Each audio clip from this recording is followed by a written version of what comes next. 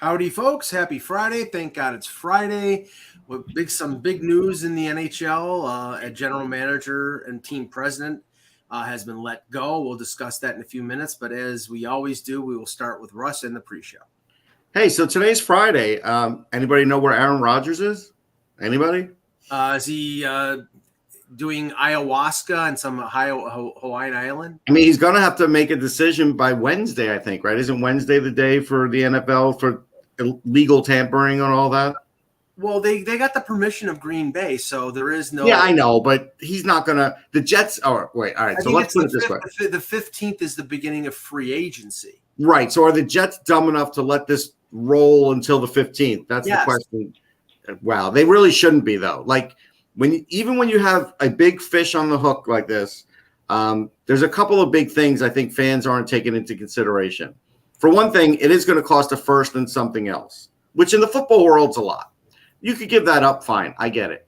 The other thing, it could cost Quinnen Williams their best defensive tackle because they haven't even negotiated with him yet.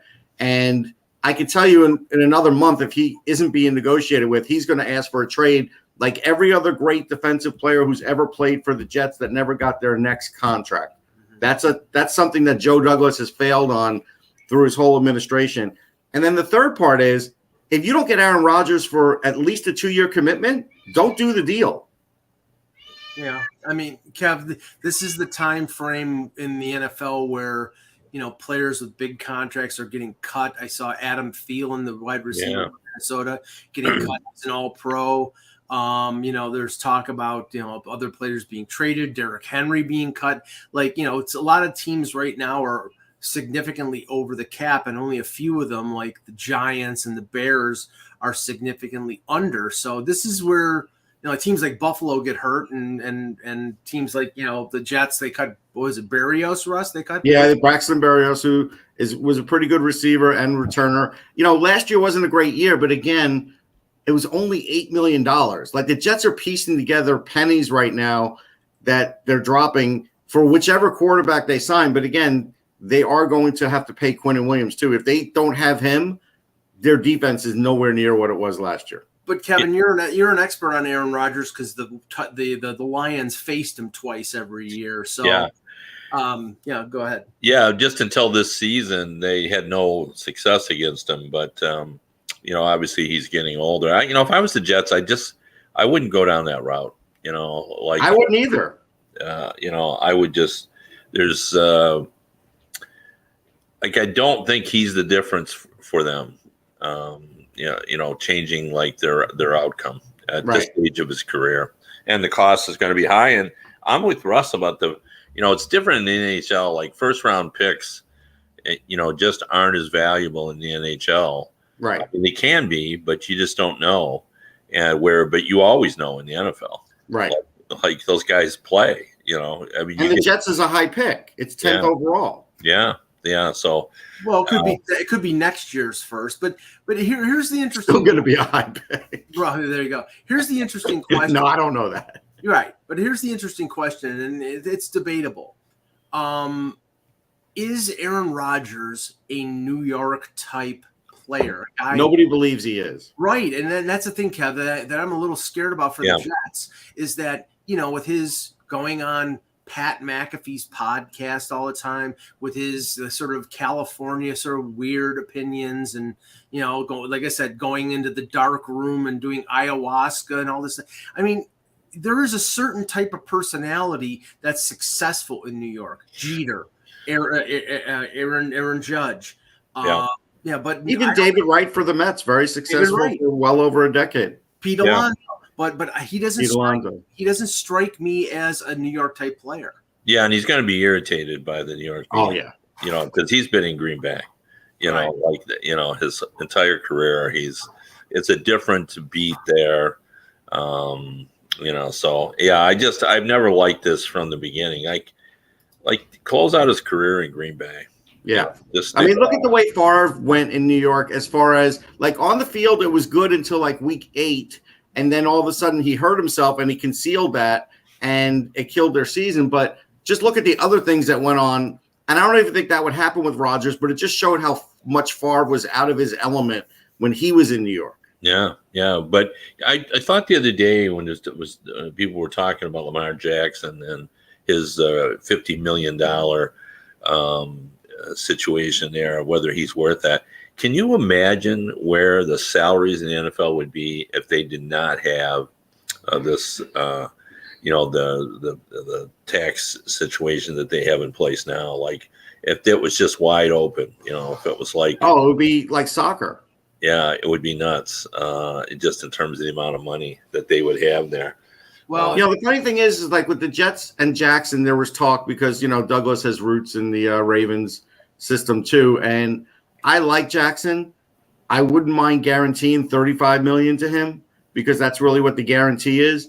But again, doesn't seem like the Jets are interested. And the problem is, while the Jets have been interested in Rodgers, which is what I was talking about, they lost Carr. They're going to lose Garoppolo because now they're like third on the list for Garoppolo. And Tannehill already said, I'm going back to Tennessee. So now you're talking about Baker Mayfield or Teddy Bridgewater, or I'll tell you who my guy is. I would just go with Taylor Heineke. I like him enough to say let him compete with Zach Wilson because Heineke really was good for the Commanders last year, and nobody talks about him. He'll be cheap, and you could sign everybody else and keep your first-round pick. I would end up doing that if all this falls apart. I like that plan. Yeah, and now, I mean, does that mean that they keep Zach Wilson around and try? Yeah, they're going to. They already said they are. I heard a very interesting little theory, a little possibility, and it would be typical of this guy to do this. Now we know Daniel Snyder is on the verge of selling the Washington franchise. Do you know who's trying to buy the Washington franchise? Bezos is trying to buy him. No, there's somebody else. Oh, who's that now? It's the owner of the Devils, Josh Harris. Oh, Jesus. Yeah. Okay, so he's got a group now. Is he going to outbid Bezos? I don't know. I don't know. He's going to outbid Bezos, but here's the interesting theory. The one thing that the NFL has been pissed off at is the Deshaun Watson signing with Cleveland and all the guaranteed money.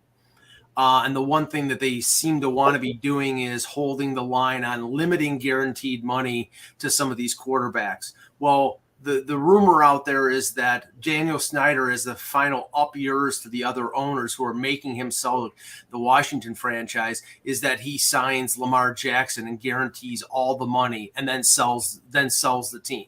He screws the league and he gets his money and he walks away. He won't do that. Who's to say? Who's to say he doesn't? I don't think he will do that. Well, I thought it was interesting too. It's just a reminder too about how there's such a, we're still in the infancy in terms of betting and its connection to the sport. And one of the big stories, it certainly was in Detroit. I don't know how it was viewed elsewhere, but the betting line came out of where Lamar Jackson was going to end up, and the Lions were the favorite. And people saw that as a news story, like that like it was being reported that right. And they just simply don't understand. And I think this is betting speculation. Well, the betting is based on what people are betting. So yeah, people do think that he's coming here, but they're not following it. People just throw money at anything, and there's people that just think, well, the Lions, may want a better quarterback than Goff, and he's certainly that, but that's not the plan here. No, Goff was good. They're not getting rid of him. No, they're not, and I don't think they're using that pick, either of those two picks, on a quarterback this time around. So anyway, I just thought it was interesting that it was covered, like talk shows got to say, how do you feel about this? Would you want him here? But, that's not really the way they're going. It's not really new. It's like Mike when he says the Anchor Bar wings stink. It's like everybody believes him. It's like it's not necessarily the truth. It is the truth. Are you kidding me? Please. And the proof that anybody will bet on anything, that story that came out about some of the gambling sites allowing betting on the WWE or that's they haven't allowed it yet. They're discussing it. And this is, if you want a clear indication that Vince McMahon is back in the fold after just being out for like 3 months, that is your indication. Because Kev, can you think of a less worthy thing to bet on as far as and they suggested that Ernst & Young will hold the results. Like, seriously? Like, yeah, that's crazy. I speaking of that though, I watched a movie that I'd heard about, but I didn't really know much about, called Uncut. And it's the Adam Sandler movie. Uncut Gems. Oh yeah, Uncut Gems. That was good. I saw it. Yeah, no, I watched it as well. But what fascinated me about that was, as you get to the end of the movie, there's a parlay bet laid out, and it involves, God, I'm drawing a blank. Who's the basketball player? Kevin Garnett. Yeah, Kevin Garnett, and he has this uncut gem. Adam Sandler does. He's a jeweler, and Garnett thinks that it's somehow a good omen for him. It's a good luck charm, and every time he has that in his possession, he just plays a great game. And so Sandler, it's a parlay, and you can actually bet this. And one of the elements of the parlay is who's going to win the opening tip. And so, like, if you don't, if Garnett doesn't win the opening tip, like, the parlay is immediately out there. He bets $200 and some $1,000 on this, right? Not on that specific thing, but in order to win the parlay, he's got to win the opening tip. And I just thought, that's the craziness of the betting world, because that does go on. You know what I mean? Like, sure, because there's bored people who have too much money out there. The coin flip in the Super Bowl, the color of the Gatorade. I mean, it's so stupid. It's so ridiculous. I mean, it's fun, but my God. Anyway, all right, let's start. Let's start the show. Hello, Hockey World. Today is Friday, March 10th, 2023. I'm Russ Cohen from Sportsology. Kevin Allen. And I'm Michael Agello, and this is the Hockey Buzzcast here on HockeyBuzz.com as Russ walks away. Now, he's just getting a drink, Mike. Relax. Hey, I have my drink right here. Kevin's drinking his. I forgot. Listen, I've been on the radio. Things are happening in Philly. I don't get to sit around like you. And that's where we're going to start, is things happening in Philly. As it broke early this morning, full credit to Jeff Merrick, who tweeted out, I think around 6:30 in the morning, that something big was going to happen in Philadelphia. And the something big was Chuck Fletcher being released as team president and general manager. And, we can discuss what the reason, if there was one reason or a cumulative amount of reasons. I think it was more death by 1,000 cuts. But Russ, I mean, to start off with, we talked about what they didn't do at the deadline and the players that they didn't trade off, and the ability of them to get assets for players like Van Riemsdyk and Justin Braun. And that may not be the one reason, but I'm sure that was a contributing factor. No, it was. It was a contributing factor because you're a team that at least was leaning towards a rebuild of some sort. They're not going to strip it down. We know that. But they were leaning towards a rebuild of some sort. And by doing that, they had to come away with real assets in that draft. The whole administration here, Fletcher administration, was like, we're going to be heavy into this 2023 draft, and they only have one pick in the first two rounds. Yet other GMs like Yzerman's got 5, Nashville is loaded with them, and the Flyers aren't. So that was a part of it. Term and cap with a lot of players was a part of it. Again, the Ristolainen cap hit isn't bad. The term isn't great, but you signed a guy before you even knew what he would be like with the new coach.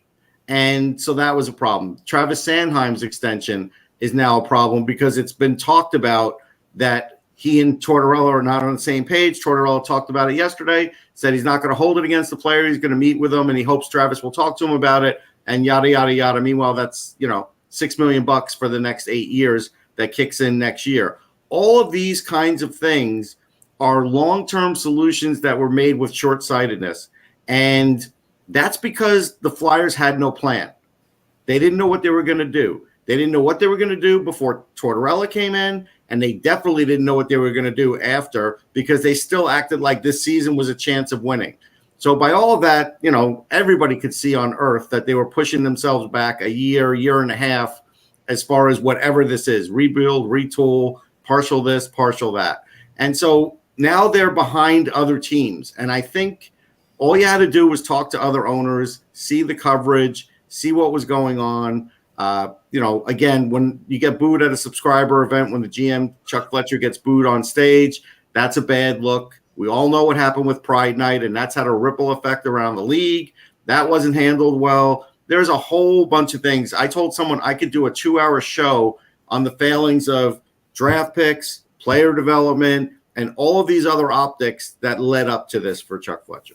Kev, when your fan base is doing what Russ just said about booing him at a season ticket event or chance of fire Fletcher and all these things, it does seem that there was multiple reasons why this was going to happen.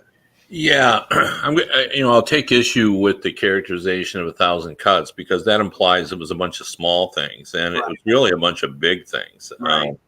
These were significant events that, and I do think the last straw, or at least, the one element that just made it clear that he had to go was the trade deadline when he didn't get anything done. And, what I want to do is contrast that with what's going on in Pittsburgh, where they also have chanted for the end of Ron Hextall, and they weren't pleased with, his lack of activity. But, you could see the wheels must have been turning for Ron Hextall because he may not have done exactly what everyone wanted.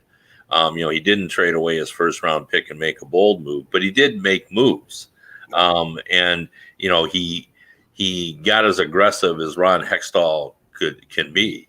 But we never saw that with Fletcher. It almost feels like, in the modern NHL, more so than even in the past. I mean, aggressive GMs have always been, in vogue, but now, like, if you're not aggressive, like, they don't want you. And I think Fletcher has been lacking. And the other thing is he does not instill confidence. No. And Russ was right on when he talked about it doesn't appear that there's a plan. Like, your plan has to be evident. Contrast him now with Steve Yzerman, where everyone in Detroit looks at Yzerman, and Yzerman comes across like he's in charge of everything. Like, he's got a handle on everything. He's pulling all the levers. He's calling people. He decided when they weren't in the playoffs on a moment's notice and got picks for it. That's what you need to do. Yeah, no, that's exactly right. And Nashville. You would never hear Steve Yzerman utter the words, "Nobody called me." Steve Yzerman does not sit around waiting for people to call him. And I believe most of the general managers in this league do not wait around for people to call them. I think they make the calls, and they facilitate. They make calls. They try to find third teams to get involved in deals. They, make suggestions in terms of, like, the failure to move Van Riemsdyk, I think, is just symptomatic of the problem I think Chuck Fletcher had. And this has gone on for a couple or 3 seasons. So, and there's one other big thing. So the other big thing is, while I talked about these 3 or 4 contracts that are killing them right now, they passed on Johnny Gaudreau, a player who wanted to play for them, who you can't really draft. It's hard to draft a Johnny Gaudreau. A guy like that comes along once every 5-6 years. Even if you are a retooling team, if they had space because they didn't have a lot of these contracts signed, they would have signed him. Well, I'll quibble slightly with one thing, Russ. They say that they didn't have a plan. The problem is that they had a plan and they were looking at it through orange and black glasses. Remember at the beginning of the season, everybody's saying, well, they have an outside chance of making the playoffs. They didn't have a chance in hell of making the playoffs with the injuries that they had and the team structure that they had. They should have been in on a rebuild from the very beginning. They were lying to themselves. Because they had a new coach, they thought that they could have this new direction under Tortorella. By the halfway mark of the season, everybody knew that was full of holes. They lied to themselves. Now, maybe that was the fact that you had the hierarchy, the Barbers and the Clarks and the Holmgrens that were spouting off that. But honestly, anybody who was looking at it objectively, this team was never in a position to have any success. And I think they just lied to themselves. And at a certain point now Chuck Fletcher is the fall guy for this failure. And he helped it along, no doubt. But I don't know what's going to change now with Danny Briere as the interim GM. I mean, what changes is there's, spots are going to be open, and there'll be more spots open in the future. I think the way they look at things will change. But the big challenge for Danny Briere is John Tortorella. John Tortorella has a long-term contract. John Tortorella is going to make more money than Danny Briere. And as we know in the business world, and Kevin knows in the hockey world, those things matter. So those two, now they may be on the same page right now. Nobody really knows. But if they're not, then that is something that Danny Briere is going to have to work on. Because right now he's got the inside track for the job because he's got the interim tag. It's his job to lose. And then you could start speculating on maybe who's out there. But right now he's got this chance. But the first thing he's got to do is figure out how he and Torts can coexist in this and get better. Yeah, the real question is though, does Briere really have enough time to show what he can do? Because, he's not taking over at a time when he can do much. No, but he's been a special assistant for a little over a year. So about a year's time, actually. So he's been showing at least probably the Comcast people, maybe with his voice that we don't hear things about what he can do.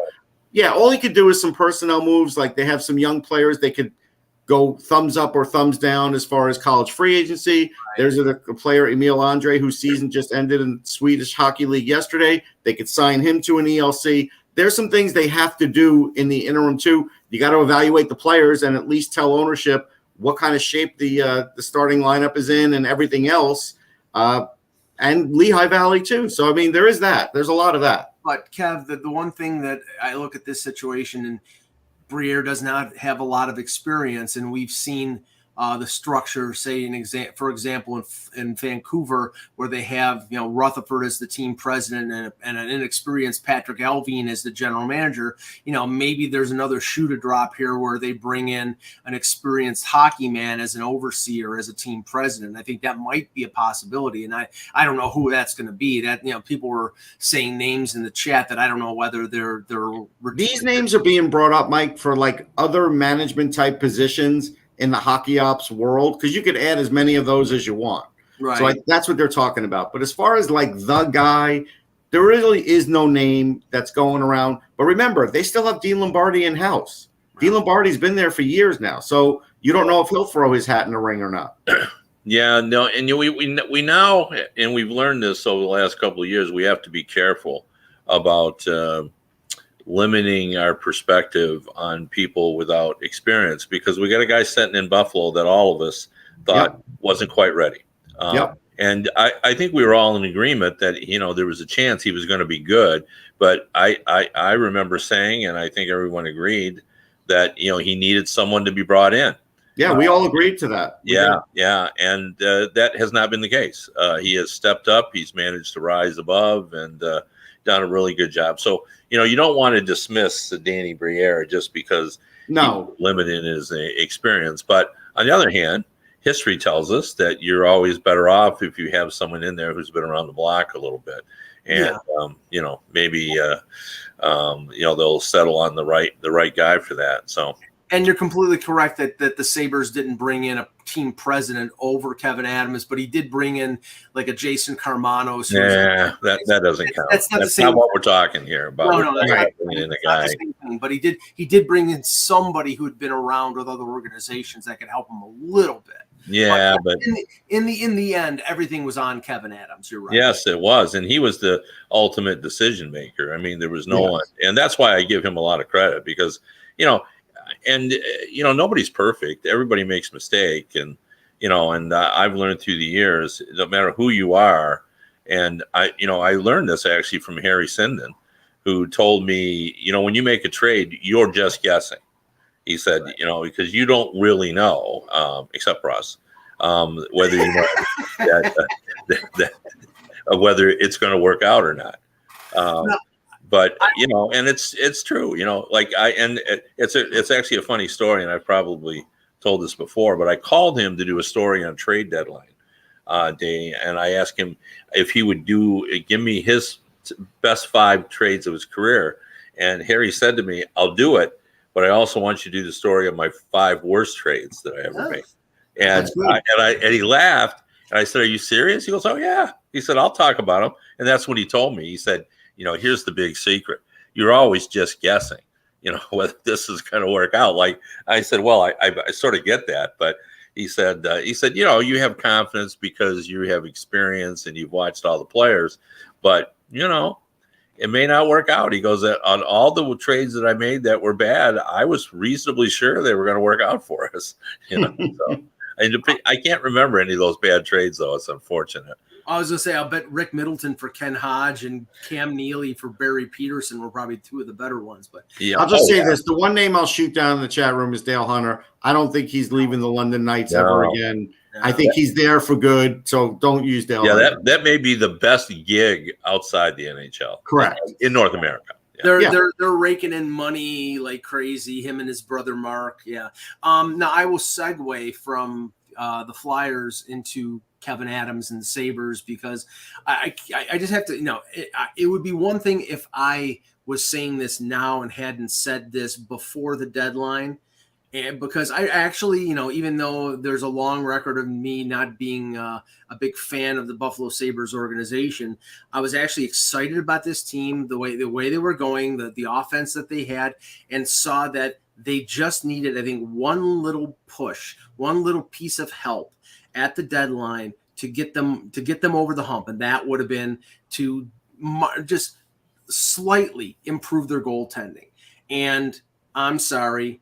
They in the last week have really cost themselves a good chance at a playoff spot. Not just last night where they gave up 10 to the Dallas Stars. So that was just a complete quit job by them. But that game against the Islanders earlier in the week when they lost 3-2, that kick goal by Hudson Fasching, Luukkonen let in a bad goal. I think actually two bad goals in that one.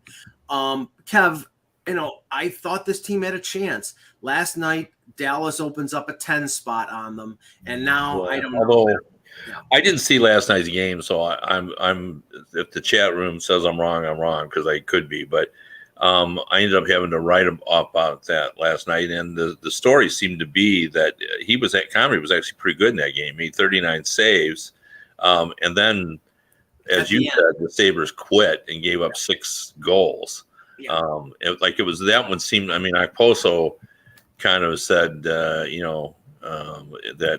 they hung him out to dry essentially, just by the way they played. Now the other game, but I don't disagree with you. I thought they should have got a goalie too, but I don't know where they could go. I mean, it sure seems like it turned out San Jose Sharks were asking way too much for Reimer. Mm-hmm. So I don't know where they could have gone to get a goalie. It wasn't like people were trying to get dump goalies into the marketplace, so that at least any that were better than what they had. So I don't know. I mean, I'd like to have seen them improve their goaltending along the way, either before the season or after, but I'm not sure they could have done much at the trade deadline. I think they could have found someone they were giving up less than 9 goals. I think we could agree on that. I don't know, but again, I mean, for anybody who watched that, I'd really love to know that, because I've just read Okposo's comments, and I saw someone just was saying, the guy made 39 saves and he still gave up 10 goals. Right. Well, I know Luukkonen made 30 plus saves against the Islanders, and people were saying he wasn't, directly responsible. It's not. See, the thing is, when it comes to teams like Buffalo, this is a young team with a lot of offensive talent. Defensively, they're challenged with these type of teams, and I've seen them in Toronto for years.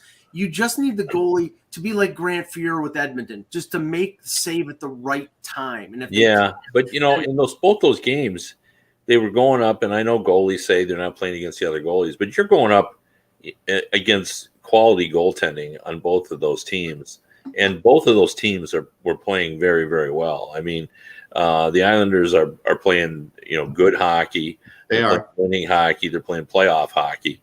And Dallas has won, 6 out of 7 as well. So, I'm just playing devil's advocate here, because I agree with your premise, Mike, that I wish they would have gone out and got some goaltending as well, because I agree.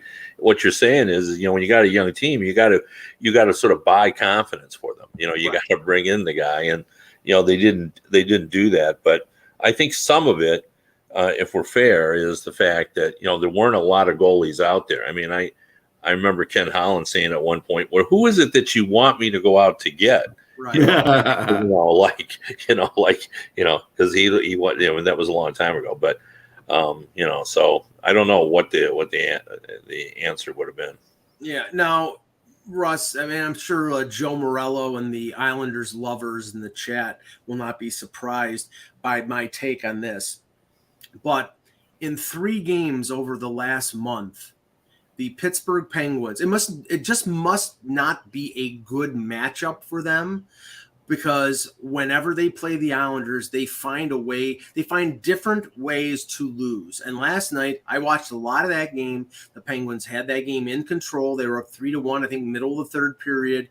And the Islanders get a goal to narrow it to 3-2, pull the goaltender, tie up the game, and then win it early in overtime. And, the Penguins may make the playoffs, but right now, with the position that the Islanders are in, if they make the postseason, they should send a gift basket to Mike Sullivan, Sidney Crosby, and the rest of the Pittsburgh Penguins. Well, I will say this. There's always teams that are bad matchups for other teams. That's obvious. That happens in every sport.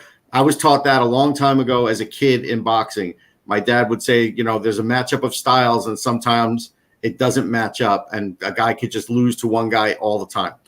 But the one thing I pointed out with the Pittsburgh is they're the masters of the loser point, and they keep getting the loser point. Yeah, they do. And that's going to get them in the playoffs, is because they know how to do that. So say what you want. And again, we could say that their first round matchups look terrible for Pittsburgh, and probably if it's the Islanders or Florida or one of those teams, for all of them. But again, you just never know. I mean, we're going to talk about a team that Mike would have counted out yesterday against Boston that won. So you just never know. Yeah, there is something wrong with the Penguins, though. No question. Yeah, there's something wrong there.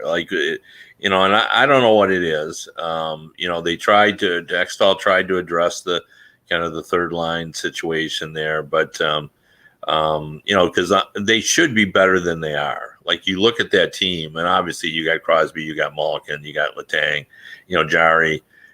Should be fine, but he's not fine, and there's just there seems to be all kinds of issues there. The failure. I mean, that veteran of a team should be able to hold leads, and they can. Especially against good teams. So yeah. Well, I just looked up the life expectancy of a Penguin is 15 to 20 years. This core has been together around 15 years. I think we've reached the end of the life expectancy. This is not Madagascar. That is the best line of all. Yeah. I just looked up the life expectancy, and they've exceeded. Yeah. Yeah, they've exceeded it. Yeah. No, you're probably right. They've been at it for a long time. So what I don't buy, though, I see so much now about when a fan base turns on a coach, people are just down on Sullivan, and did he wake up on a Tuesday morning and stop knowing how to coach? They were down on him 2 years ago too. It's up and down. That whole market is up and down with the GM, with the coach. They got spoiled. They got spoiled by winning, no question. And I think since then, it's hard for them. It has been hard for them to kind of keep it going. And I think that's the hardest thing in sports to do. I mean, let's face it. I mean, so I just think what they're going through is natural, and maybe they get one more kick at the cup somewhere. But if they don't, this is what happens. I mean, it went worse for the Blackhawks. Yeah, I was going to say this is going to end up worse than Chicago, because unlike Chicago, where they started to trade off players piecemeal, they've kept almost everybody around, and it's they're all going to get old at the same time, and it's just going to get ugly. It's because of new ownership. There's just 3 of them. Right. It's just 3 of them. It's really, if they didn't get new ownership, I'm not sure they would have done it, but new ownership wasn't willing to give up a hit in attendance just taking over the club. And I think that was what played into it. Don't you think, though, and this is just a theory, and it's not really a conspiracy theory. I mean, there's some logic to it. I think ownership has been part of the problem, just for this reason. We don't know who is the ownership. It's just a conglomerate thing. So there's no face who's frowning in the ownership box and going, right, or nobody who walked through the press box and reporters say, he's clearly upset by what's happening on the ice. we don't know any of this. And I don't know. I mean, maybe within, maybe Brian Burke and they obviously know who ownership is, but it doesn't feel like there's the same pressure you would have if there was a face to ownership. Even Brian Burke has been remarkably quiet since new ownership has taken over. He has. And it almost feels like with what happened at the trade deadline, it almost felt like he has moved himself into the background. So right. The owner of the Penguins is the owner of the Charlestown Chiefs. Okay, so the game that I watched a lot of last night was Vegas and Tampa, and boy, did this game blow up at one point I think it was in the third period. I've never seen, Kev, in all the years that I've watched hockey, 10 players, all 5 skaters, get either 10-minute or game misconducts, and that's what happened. Keegan Colasar was hit by, I think it was Corey Perry or Patrick Maroon. It's Patrick Maroon, and that started a line brawl between the 5 Vegas skaters and the 5 Tampa skaters. All 10 got booted, and that seemed to get the Lightning motivated, as if they need motivation, because they've been struggling recently. They were down 3-1, scored 2 empty net goals in the final 2 minutes and 7 seconds of regulation. The tying goal was this incredible play by Kucherov to Braden Point. But then in overtime, Alec Martinez wins it for Vegas.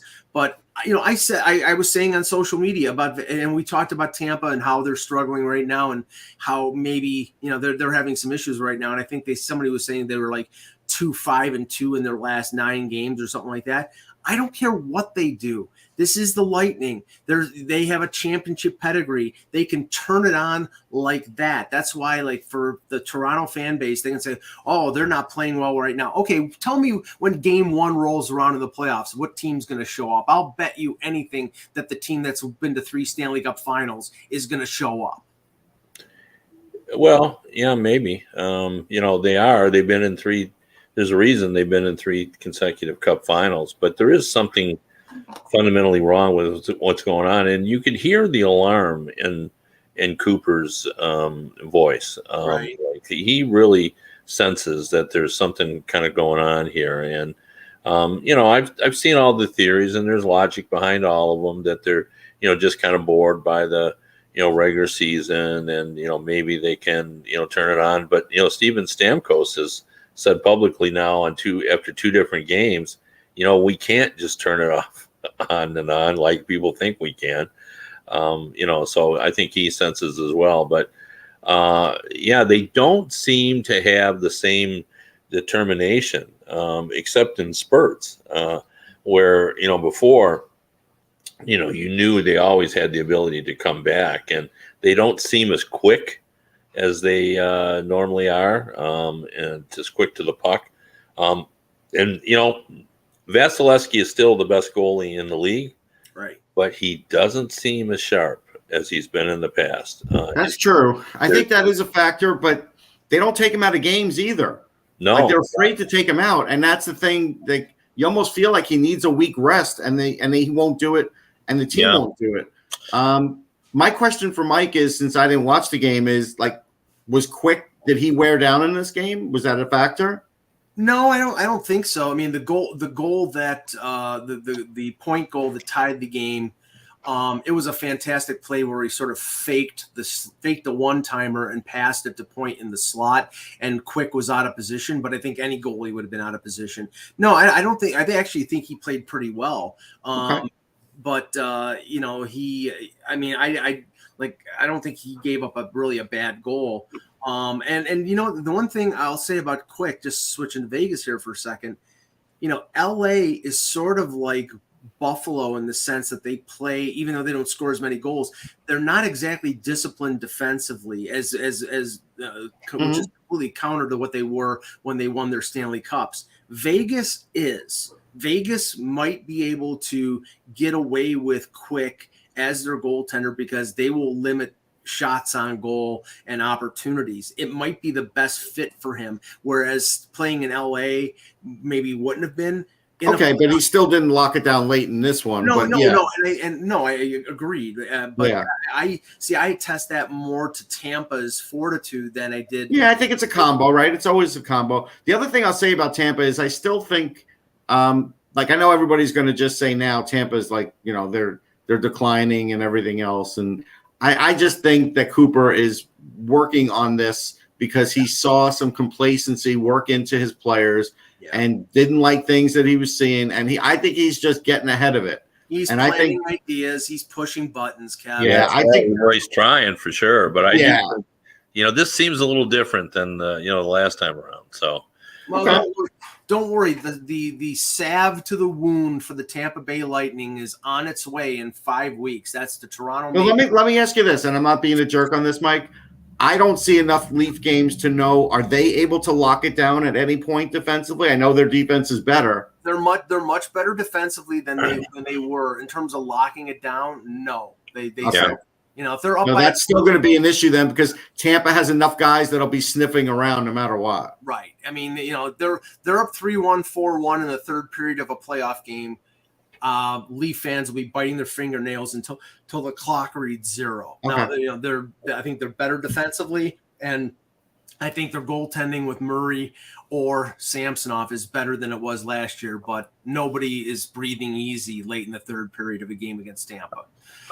Speaking of quick, because I've been gone here, how was the Crow served with Eklund over the quick situation in my absence? Did you guys roast the Crow, or how did you eat your Crow? And we just ate it like straight up. We were like, "Hey, you were right," and we didn't put anything on it.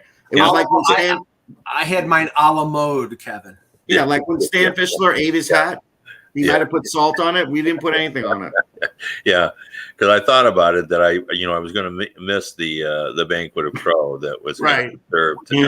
Oh yeah, Eck had his moment. A la mode with pistachio ice cream. Yeah, well, I'm also anticipating that Eklund will have a sign if the Islanders do indeed get in the playoffs that he'll use for against Mike. Yes, probably. So, and Mike should know better. He's but I'm still convinced they're missing the playoffs. Sorry, I'm sticking with it. Yeah.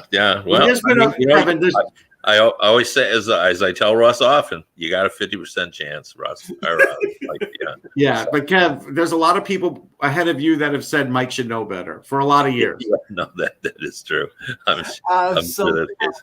One of the things and it was an excellent game, and I was watching intently the Edmonton-Boston game last night, which Edmonton came back and beat Boston 3-2 at TD Garden. Apparently, that's the first game where Boston is led at home and lost in regulation. So, I mean, that's an incredible record, and they're just having a season for the ages.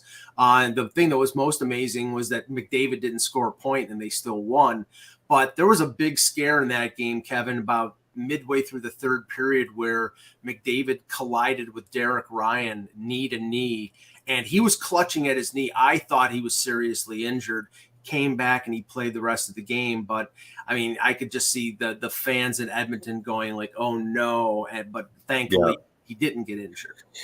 Yeah, that was a scary moment for everyone. And knee knocks, you never know. Like they can be nothing, or they can be you're gone 6 to 8 months. So Adam Fox went through something similar in the Ranger game where two knees almost collided. He moved his ankle weird because of it, and that he seemed to be able to shake that off too. Mike, I will ask you this because I didn't see this game either. I was watching two others. I heard Mick Kern today before I went on talking about it, and he said that Stuart Skinner let up a couple of bad goals in this game. The first goal was horrendous. The Marchand goal, it bled through his pad and went in. It was a bad goal, but I give him credit. He responded from that. He played well down the stretch and gave them to win. So like we were saying a couple days ago, I can't see them going to Jack Campbell in a playoff scenario because Skinner has been more consistent. Even though he's the younger guy, he's been more consistent than Campbell all year. Campbell had that. Sure. We just don't know what he'll do in the playoffs, and that's the whole thing. This game was like a playoff game. Maybe he did come out on the other side of it, but he did cause some hurt there too. So that could still be the Achilles heel of Edmonton in this. And if it is, boy, that would be tough for them. Yeah. Now, on the injury front, like the Brian O'Reilly injury, which I think the Leafs dodged a bullet in the sense that he'll be back before the playoffs, Kev. Kirill Kaprizov, it came out yesterday that he's out 3 to 4 weeks, which is well in advance of the postseason. So that would be good news for Minnesota Wild fans. Yeah, it is. Though the timing is bad. I think the Minnesota Wild really wanted to finish first in their division, and now with that win yesterday, the Stars are 2 points up, and having Kaprizov out, I mean, that's just it's just hard to compete when your best player is gone. So it's going to be interesting to see how they respond. But that wasn't even on purpose either. That was Logan Stanley kind of being uncoordinated at 6'7" and kind of like it was like weird. And being a extra size defenseman at 230 pounds and 6'7" or 8" and all that. I wouldn't want that falling on me. I know that. Yeah, but it's interesting that yesterday Dallas scoring those 10 goals because that's not the reason they're in first place. They're the 5th ranked defensive team, and Ottinger has done a good job this season, and they're really in the lower level in terms of scoring, although they at the trade deadline did add a couple of players to do that. But that's the first and I'm always amazed when I read these kind of things. It's the first time they've had 10 goals in a road game in 38 years. Wow. Like that is a long time. Like you would think with 82 games a year that but 10 is a big number. Like it's a big number, but we see 10. So I that still was just kind of surprising. So I was equally surprising because every morning I look at the out of town scores of games I didn't watch and the standings as we're going toward the end of the season, and top spot in the Western Conference, the Vegas Golden Knights and the LA Kings are tied at 84 points, and LA has been hot. The last, I think they've won 5 in a row. They won 5-2 over Colorado yesterday. Yeah, I mean it's a little bit. But the Kings managed to get the top spot. Nobody's going to think that gives them a better chance in the playoffs, though. That's the weird part. One small, tiny little note out of their recent surge is Byfield has like a 5 or a 6 game point streak. Yeah, he does look good. I've seen him a few times in some games. And he does look good. And I'm happy. I'm happy that, he's starting to play to his potential. That's good. Now, in the East, the big game yesterday was Ottawa beating Seattle late last night. You look at the race right now, and the Islanders, again, they're on the precipice here. They played 67 games, and they have 76 points. They're 2 points ahead of the Penguins, and they're 6 points ahead of Ottawa. But both teams have 3 games in hand. I'm still skeptical. Like I said, the Islanders are playing well. I give them full credit for that. They're 7-2-1 in their last 10 games.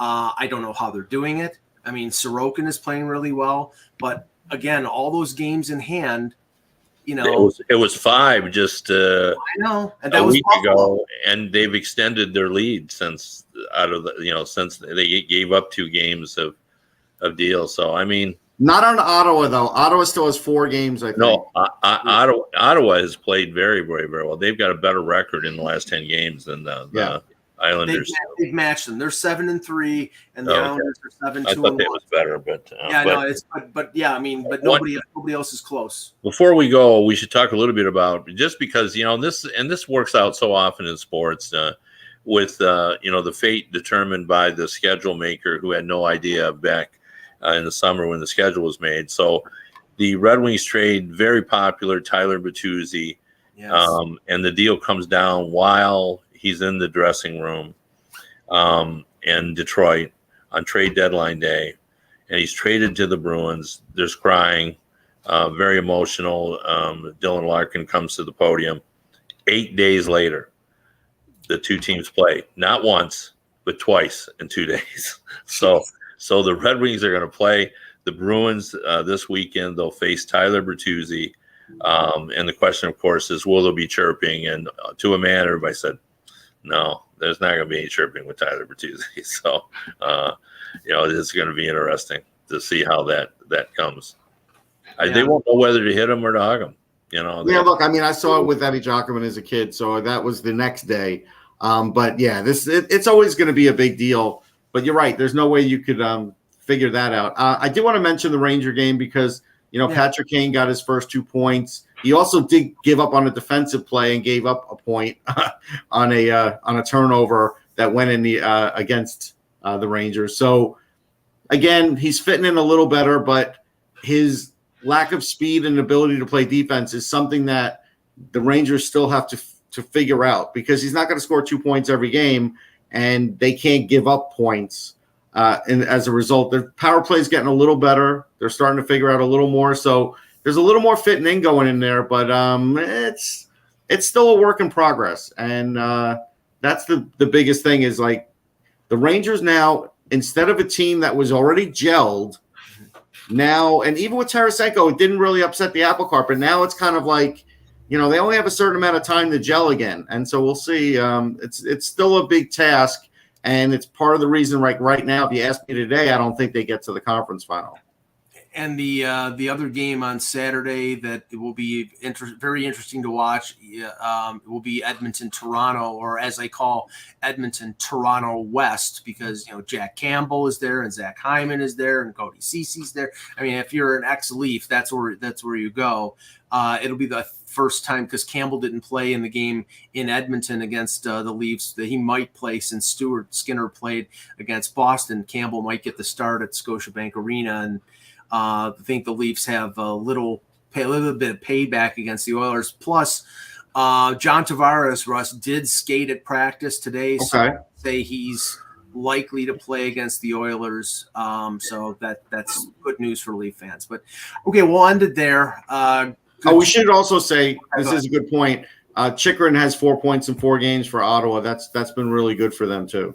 Yeah, he's been fantastic. I mean, again, I just wrote for Full Press. I gave the Arizona Coyotes a F grade at the trade deadline because you could have held on to him. Maybe you needed to move him. You gave him an F with a smile, though. That's a different F.